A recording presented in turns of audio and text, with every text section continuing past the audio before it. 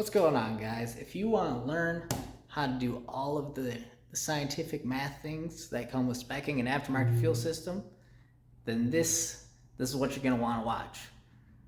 Now, I'm a little scatterbrained, don't talk well, but you'll get all of the information you need to spec a fuel system start to end, from injectors to fuel pumps to fuel cells to fuel filters to fuel pressure regulators, everything so that you can figure out exactly what you need to make your race car go fast. Stick around.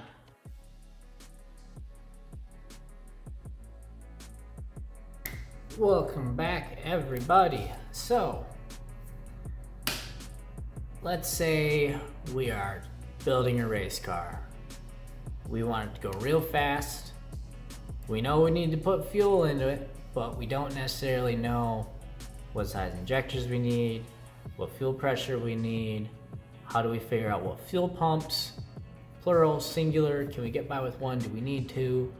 How big of a fuel cell do we need? So that is what I'm going to show you how to figure out today. So first off, the biggest thing that you need to know when you're about to spec your fuel system is, what do you want to do? How much power do you want to make? Because this stuff isn't cheap.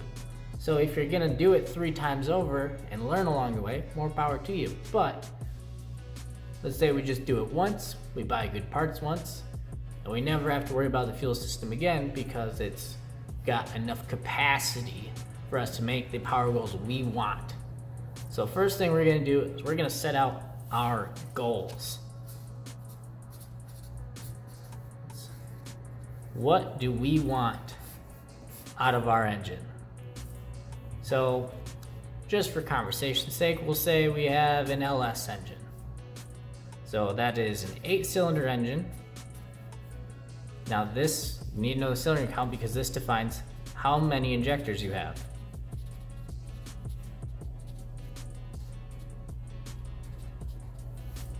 That is very important because the more injectors you have, the smaller the injectors can be to make the given power, because it's all about delivering fuel to the engine. So we have 8 cylinders. How much power do we want to make? Let's shoot for the moon. We'll say 1200. 1200 horsepower because that's reasonable with an LS. Why not? You also need to figure out what sort of fuel pressure do I want to run, because that defines how much flow the injectors have. Now, most standard cars from the factory run 43.5 psi. It's 3 bar of pressure. It's just kind of just the conversion for the American units of pounds per square inch from bars.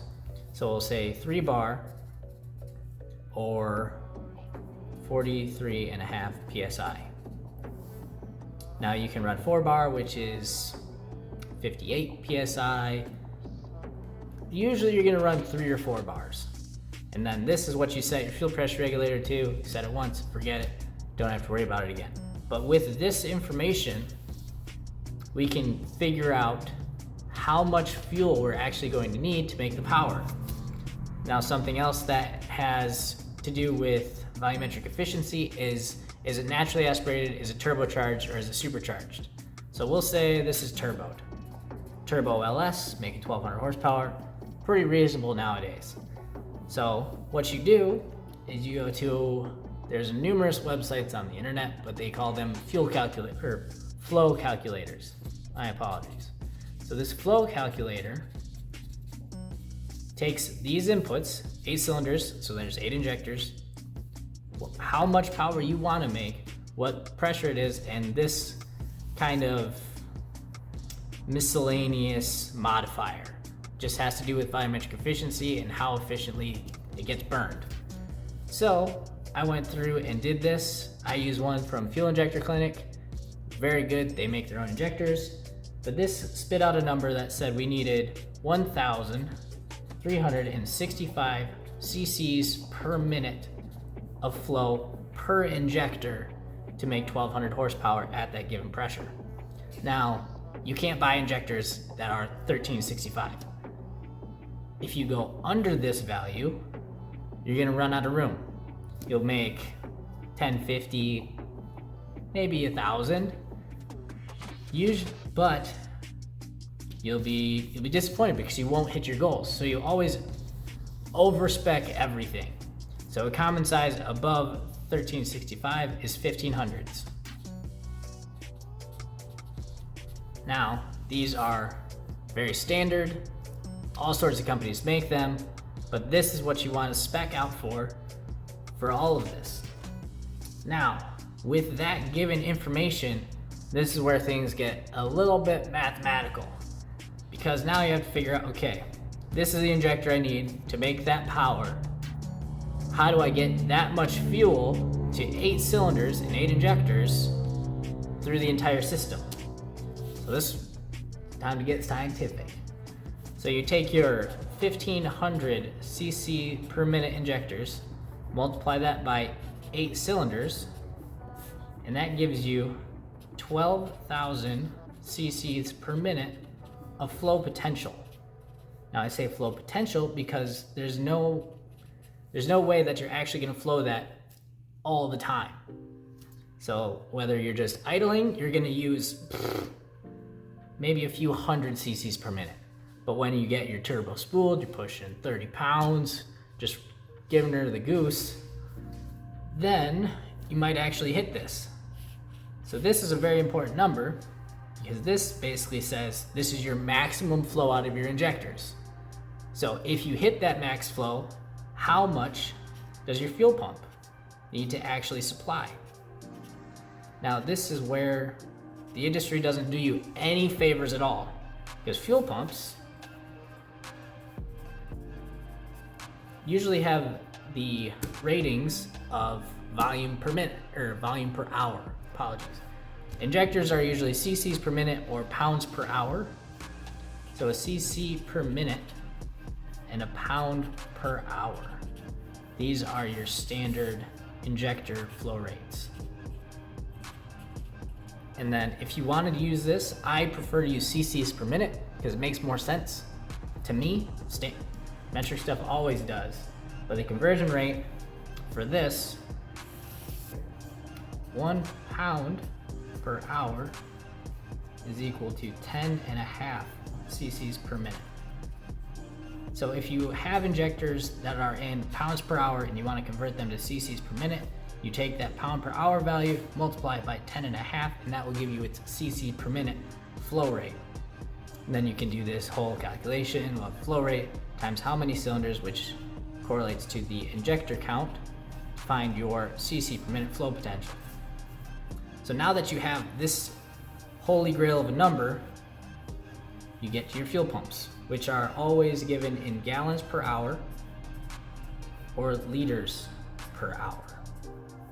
Now this is where staying in metric comes in handy, because liters per hour and cc's per minute are just volume per time unit.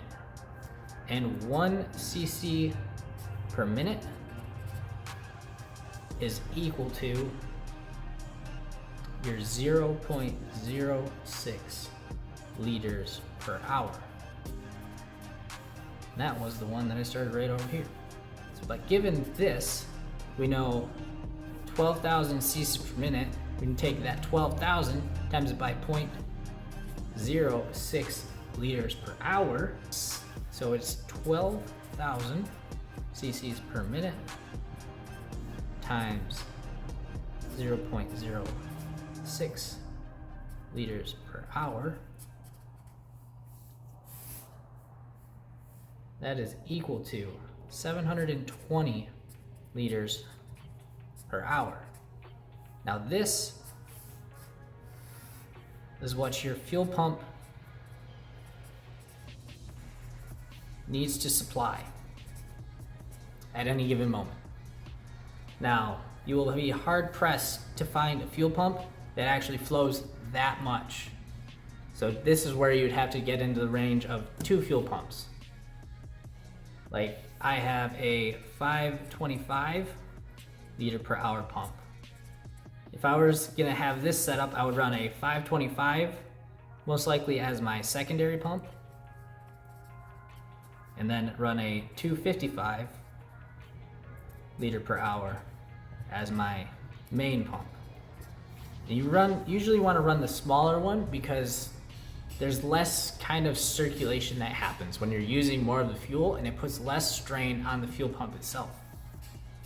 So like, if you take these, you add them together, you get 0, 1, 8. So you get 780 liters per hour potential of fuel pump supply.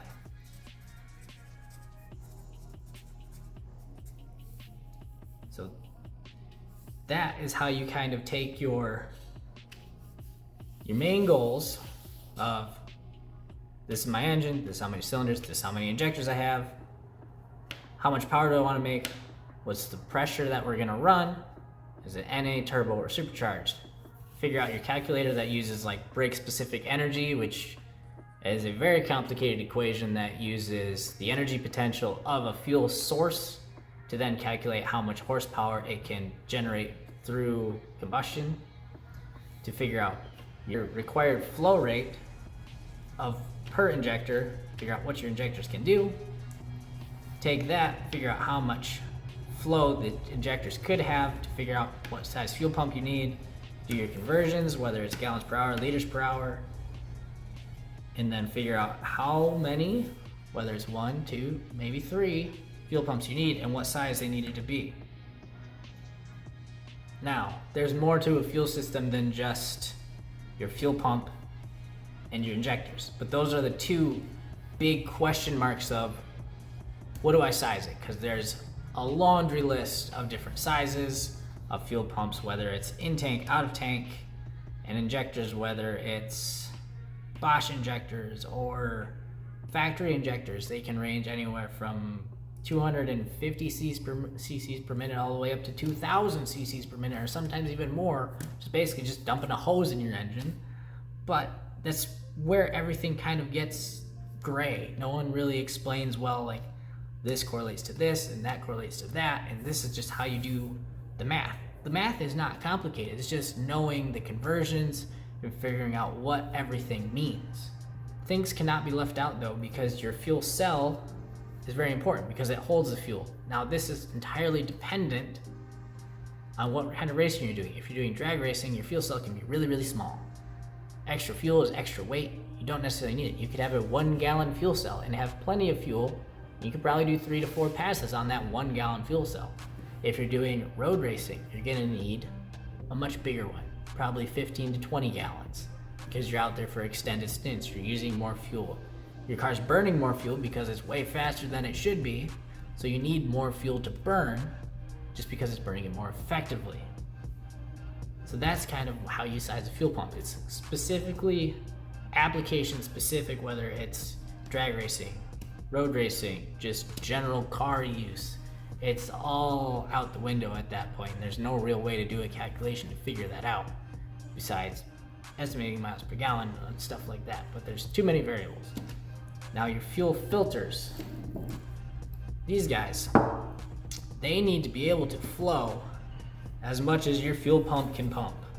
So if you're saying you have 780 liters per hour and you're gonna try and run that all through a single filter, that better be the best filter in the world. Because if this starts to clog, or not necessarily clog, but restrict flow, then this number is gonna go way down. And if this number goes down, your injectors aren't getting enough fuel, bad things can happen. So this is where you get in the realm of how many fuel filters do I need, because certain injectors require a certain micron rating, and you don't want to filter everything at once. You want to gradually step down your filter micron. So a common way to do filter setups is to have a pre-filter that is a very high micron. The higher the micron, the less filtration it actually does. So you always want to step these down in order. If you put a smaller micron filter ahead of a bigger one, that bigger one will literally do nothing because all of the particulates have been filtered out by the smaller micron rating. So a pre-filter of about 200 microns. 200 to, let's say, 300. And then this is before your fuel pump. So pre-filter is pre-fuel pumps. That way you're getting up any large debris that could cause damage to your fuel pumps. And then post fuel pump, you're gonna wanna run at bare minimum one really nice filter. But in my opinion, the best way to do it is to have two separate filters. So you have 2 to 300, then you have a 100 micron filter, and then a 10 micron filter. Now this kind of final filtration rating is very dependent on your injectors. A lot of high flow aftermarket injectors require a 10 micron fuel filtration rating. This just ensures that nothing's gonna get clogged in the injector. It's gonna perform exactly how it needs to and do everything that it's advertised to do. It can also void your warranty if you have such a thing on injectors, if you're not doing exactly what the supplier tells you to do. So that kind of gives you your cell setup, which is just application specific.